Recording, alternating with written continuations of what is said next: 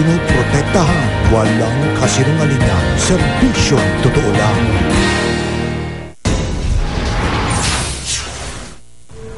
Sa pilitang pakikipagtalik o marital rape, isang klase ng pang-aabusong halos hindi na pag-uusapan dahil na rin sa pananahimik ng mga biktima. Paano nga ba maproprotektahan ng mga may bahay na napagsasamantalahan ng kanilang mga kabiyak?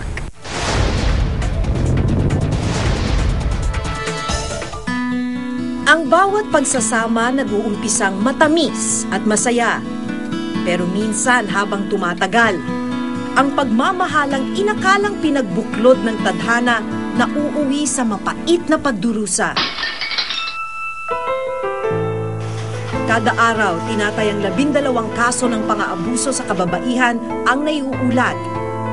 Pero may uri ng pang-aabusong halos hindi na itatala at kadalasang hindi na pag-uusapan. 11 taon ng kasal si Marlene. Kung dati matamis na halik ang pasalubong ng mister kapag umuuwi ng bahay, ngayon suntok at sampal na ang bumubungad sa kanya kapag dumating ng lasing ang asawa. Binubugbog po ako mga pasapasa ng katawan ko, ulo ko. Talagang ulo ko niya, puro buko niya. Wala kang makikitang sabi, walang pinagbuko, pinagsunod ano. Tapos yung mata ko, nung suntok niya sa akin, sumarado yan. Sarado yan sa mata ko. Naanpang ako dun sa kay Dr. Ato. Yun, edi pagka yung medyo wala nang, parang na ano-ano palang pasa, yan na naman, upisa na naman siya. Bubugbugay na naman ako. Sinasaktan, binubugbog, inaabuso. Kahit minsan labag sa kalooban ni Marlene, pinipwersa rin siyang gawin ang isang bagay. Yung pagka yung, di ba, gagamitin ako, pag ayaw ko, nagagalit siya. Minsan, may ano pa nga yun, pinaso ako ng sigarilyo, naranasan ko yun. Di siyempre, parang di ka na masaktan, mag-ano ka na lang sa kanya, makikiano ka na lang, parang ano mo na lang, tatanggapin mo na lang gusto niya. Biktima ng marital rape o puwersahang pakikipagtalik sa asawa si Marlene. Pero ang mas masaklap, minsan na rin pinagtangkaan ng asawa ang kanyang buhay. Muntik na akong patayin doon. Talagang as in talaga inapakan yung ulo ko na talagang kala niya siguro malulunod ako. Hindi niya alam na marunong ako lumangoy. Pag-apak niya sa ulo ko, sumisid ako papuntang ilalim ng bahay namin. Tapos nung maano ko, tulog na siya, tsaka ako umahon. Kasi naano ko gabi na nangyari nun eh. Sa loob ng 3 taon, paulit-ulit ang ginagawang pamimwersa ng kanyang asawa para makipagtalik. Kaya ang dating pagmamahal sa asawa, napalitan na rin daw ng pagkamuhi. Simula nakatikim ako ng pananakit sa kanya. Wala na talagang pagmamahal. Dati, nung araw inaamin ko nung bago pa lang kami. Talagang inano ko, talagang mahal ko siya. Pero nung nakatikim na ako, nung bago pa nga lang kami kinasal, nakatikim na ako dyan eh. Sa anti-rape law ng Revised Penal Code, may tuturing na panggagahasa o rape ang anumang sapilitang pakikipagtalik.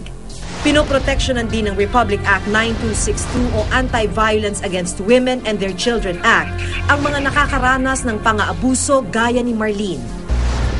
Sa ating Revised Penal Code, ang kaparusahan ng rape o marital rape ay reclusion perpetua. Pwede rin kasuhan, nabanggit ko nga, ng violation of the Anti-Violence Against Women and Their Children Act law. Ang kaparusahan niyan ay presyon koreksyonal o pagkakakulong ng 6 na buwan at isang araw hanggang 6 na taon. Sa sitwasyon ni Marlene, mas pinili na lamang niyang hindi kasuhan ng asawa. Naano na po yung barangay sa amin eh. Parang nadala na rin kasi nga na, sa yung barangay na magpaghihiwalay, hiwalay, sama. Parang naano na rin sa amin. Ang katuwiran ng barangay, bahala na kayo kasi magre-reklamo ka sa amin, tapos mababalita namin, nagsasama pa rin kayo. Noong nakaraang taon, tuluyan ng hiniwalayan ni Marlene ang asawa. Sa ngayon, muli siyang nagsisimula kapiling ang 8 taong gulang na anak. Habang ang 5 pang anak ay nasa pangangalaga naman ng kanyang kamag-anak sa probinsya. Kung si Marlene piniling hiwalayan ng asawa, iba naman ang naging solusyon ni Beth sa ginawang pang-aabuso ng asawa. Paano po mangyayari yun? Kung gusto niya mag-sex, anong ginagawa niya? Umiiyak na lang po ako. Nahawakan niya po yung nagdalang kong kamay. Sinabi niyo sa kanya ayaw niyo. Malinaw po yun.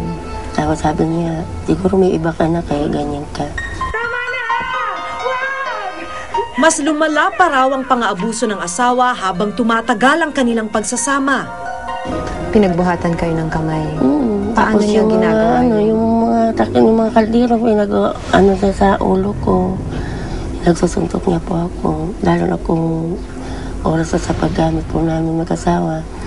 Eh, si ayaw ko kasi maliit pa yung anak ko. Pinipilitan niya po ako, piniperson niya po ako. Sa umpisa po, nag-umpisa siya sa sinasaktan niya kayo physically. Sinusuntok, hinahampas ng kaldero. Kung ayaw niyong makipagtalik, Piniperson niya po ako.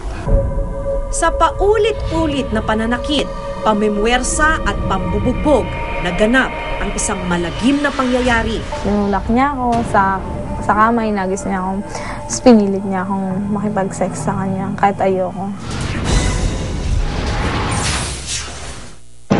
Ang mga